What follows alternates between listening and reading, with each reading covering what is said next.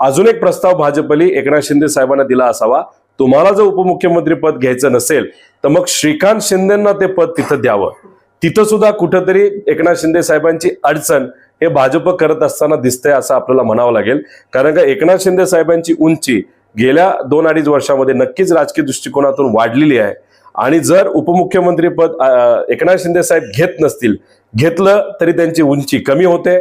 आणि जर नाही घेता श्रीकांत शिंदेना तिथं संधी दिली तर उद्या जाऊन भाजपचेच ट्रोलर आणि भाजपचेच मीडिया सेल असं म्हणेल की एकनाथ शिंदेंनी स्वतःच्या मुलाला तिथं बसवलं आणि त्यांचं कुठेतरी एक पुनर्वसन एक मुलाचं तिथं केलं. म्हणजे घराणेशाहीचा वाद हा भाजपच तिथं आणेल.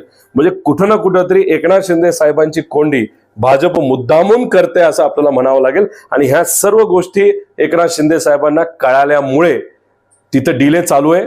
एकनाथ शिंदे साहेब सुद्धा विचार करतायत. पण बघूया 5 तारखेला खरंच तिथं एखादा निर्णय घेतला जात आहे का काय. पण भाजप एकनाथ शिंदे साहेबांची ताकद आणि अजितदादांची ताकद ही आता कमी करायला सुरू केलेली असं आपल्याला म्हणावं लागेल. देश दुनिया की खबरों से जुड़े रहने के लिए ऑन टीवी न्यूज को फॉलो करें.